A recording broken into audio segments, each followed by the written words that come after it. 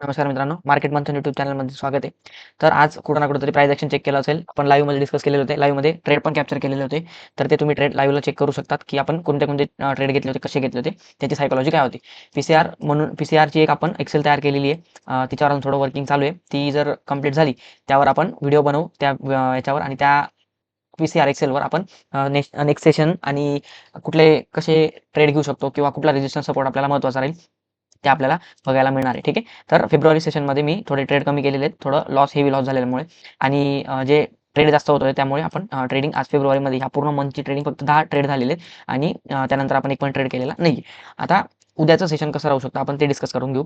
आपल्या average प्राईसच्या market खाली close झालेले आहे. तर एक गॅप डाऊन सिनेरिओ आपण बघायला मिळू शकतो. ठीक आहे. पॉसिबल चान्सेस काय आहेत? गॅप डाऊन म्हणजे आपण कसं कन्सिडर करतो 0.20% पासून आपण गॅप डाऊन कन्सिडर करत असतो. ठीक आहे. तर इथून आपण बघत असतो. फक्त एवढंच आहे, की काही न्यूज नको निघायला. न्यूज जर नाही निघाली, तर ही थोडंफार वर्किंग करत असतं. ठीक आहे. छोटा असं आहे ना, फ्लॅट ओपनिंग तर होत नाही. या प्राईसनुसार हे फ्लॅट ओपनिंग तर होत नाही. साधारण 0.20%च्या आसपास एक ओपनिंग आपल्याला बघायला मिळते. तिथून आपल्याला एक अपसाईड ओपनिंग बघायला मिळू शकते. ठीक आहे. तर उद्याच्या सेशनसाठी आपण डिस्कस करून घेऊ. तर हे आपण ॲव्हरेज प्राईस काढून टाकू. हं. तर आताची कॅन्डल जी आहे ना, तर ती आपण ह्या कॅन्डलला म्हटलं होतं. ठीक आहे. ही कॅन्डल म्हटली होती, एक इनसाइडर कॅन्डल बनायला पाहिजे. इनसाइडर कॅन्डल बनलेली आहे. वरची लिक्विडिटी स्वीप झालेली आहे. खालची लिक्विडिटी स्वीप झालेली आहे. त्यामुळे मार्केटमध्ये कुठं ना कुठेतरी हे लेटेस्ट सेलर्स आणि लेटेस्ट बायर्स, ठीक आहे. हे लेटेस्ट बायर्स हे मार्केटला कुठं ना कुठेतरी एका रेंजमध्ये सस्टेन करत आहेत. आता जर 5 मिनिटला जर आलो, तर 5 मिनिटला ह्या लेव्हल्स आहेत. लेव्हल्स इम्पॉर्टंट राहणार आहेत आणि ह्या लेव्हल्स तुम्ही बघू शकता. सगळ्यात महत्त्वाची गोष्ट आजची जी क्लोजिंग आहे, ही आपल्यासाठी इम्पॉर्टंट राहील. 5 मिनिटाची जी क्लोजिंग आहे, ती आपल्यासाठी इम्पॉर्टंट राहील. आजचा डे हाय, डे लो आपल्यासाठी इम्पॉर्टंट राहणार आहे आणि डे लो जर ब्रेक करत असेल ना, आजचा डे लो जर ब्रेक केला ना, तर लगेच एंट्री करू नका. कारण खाली एक तुमचा 381चा हा प्रिव्हियस डेचा एक सपोर्ट आहे. ठीक आहे. म्हणजे एक लो आहे, तो आपल्याला इथं बघायला मिळू शकतो. राईट. तर मार्केट कुठं ना कुठेतरी फ्लॅट जर ओपन झालं, मार्केटला थोडं एक कन्सॉलिडेट होऊ द्या. मार्केट कुठं ना कुठेतरी ह्या रेंजमध्ये थांबेल.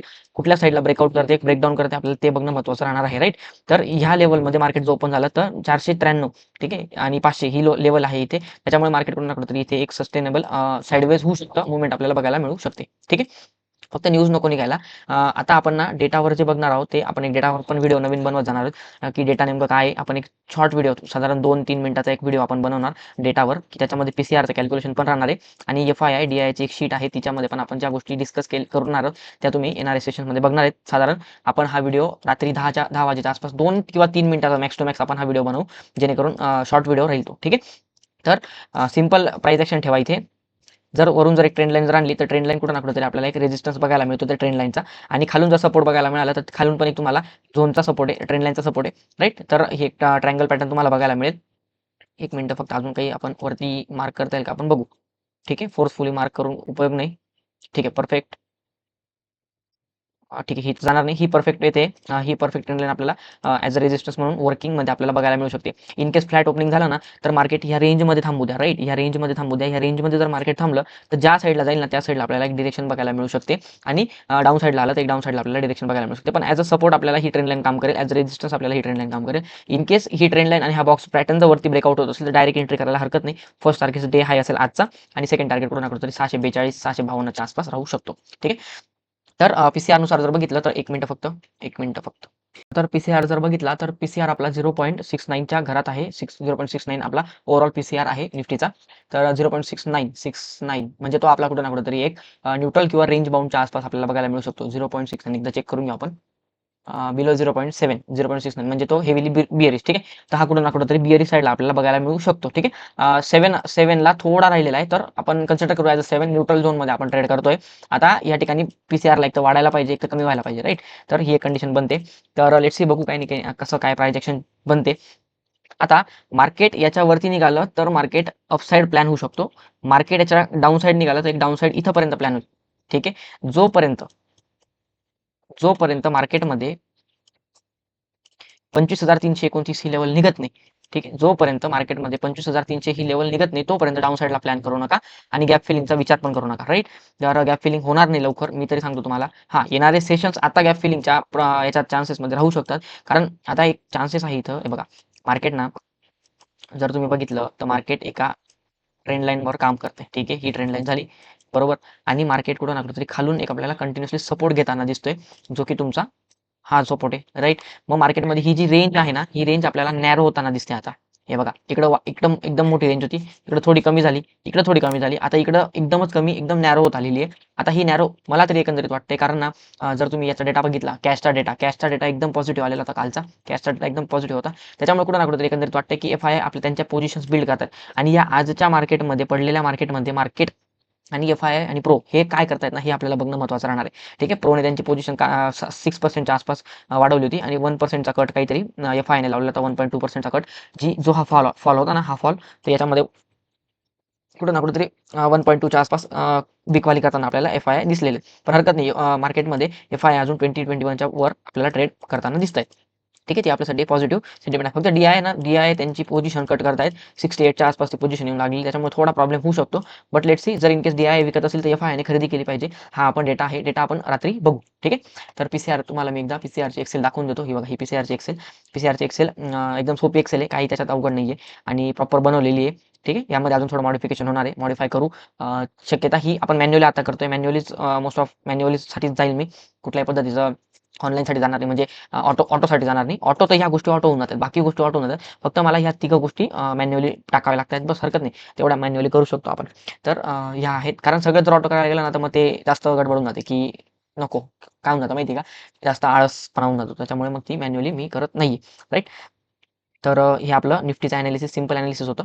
काही जेवढं जास्त रॉकेट सायन्सची गोष्ट नाही आहे. 15 मिनिटवर, सॉरी 1 अवरवर जर आलो, तर 1 अवरवर तुम्हाला तिथं गोष्टी क्लिअर होतील, आपण त्या डिस्कस करून घेऊया. बघा, 1 अवरवर सर्वात महत्त्वाची गोष्ट आपल्याला ही ट्रेंड लाईन, सगळ्यात इम्पॉर्टंट ट्रेंड लाईन राहणार आहे, जी आपल्याला रिजेक्शन म्हणून आपल्याला फेस करावी लागेल. आता जर मार्केटमध्ये नाही, बघा इथं बघा, तुम्हाला एकदा सांगतो की मार्केटमध्ये एक लोअर लो, लोअर हाय, ठीक आहे, एक स्विंग तयार झालाय. पण ऑलरेडी मार्केटमध्ये ना लोअर लो तयार होत आहेत. ठीक आहे, एक लोअर लो तयार झाला, हा लोअर हाय तयार झाला. ठीक आहे, परत एक लोअर लो तयार झाला. आता मार्केट याच्या लोच्या खाली जर गेलं असेल ना, तर मग कुठं ना कुठं एक बिअरिश ट्रेड आपल्याला बघायला मिळू शकतो. पण मार्केट कंटिन्युअसली याच्यावरती सपोर्ट घेते आणि वरती क्लोज करते, राईट. त्याच्यामुळे एक पॉझिटिव्हनेस आहे की मार्केटमध्ये एक सेंटिमेंट बनू शकतो. इन केस मार्केटमध्ये ना उद्या जर गॅप डाऊन ओपनिंग झाली ना, डायरेक्ट या ट्रेंड लाईनच्या खाली जर गॅप डाऊन ओपनिंग झाली, फॉलो थ्रू जर भेटला, तर मग आपण कुठं ना कुठेतरी हा गॅप जो आहे आपला फील होताना दिसेल, राईट. पण मार्केटमध्ये परत आज सारखी जर पॉझिटिव्ह ओपनिंग झाली, तर मार्केट परत एक डाऊन साईडला येईल, परत एक अप साईडला जाईल, परत डाऊन साईड. आता हा जो चार्ट आहे ना, आजचा एकदा रिपीट झालाय, दोनदा रिपीट झालाय, राईट. वरती गेला, डाऊन साईड आला, वरती गेला, डाऊन साईड आला. आता मार्केट काय करेल, एक तर ओपन होईल, ठीक आहे, गॅप अप ओपन होईल, राईट. मार्केट वर जाईल. हा डाऊन साईड हा प्लॅन होऊ शकत नाही आता, कारण चार्ट रिपीट नाही होणार असं मला एकंदरीत वाटते. चार्ट नको रिपीट व्हायला.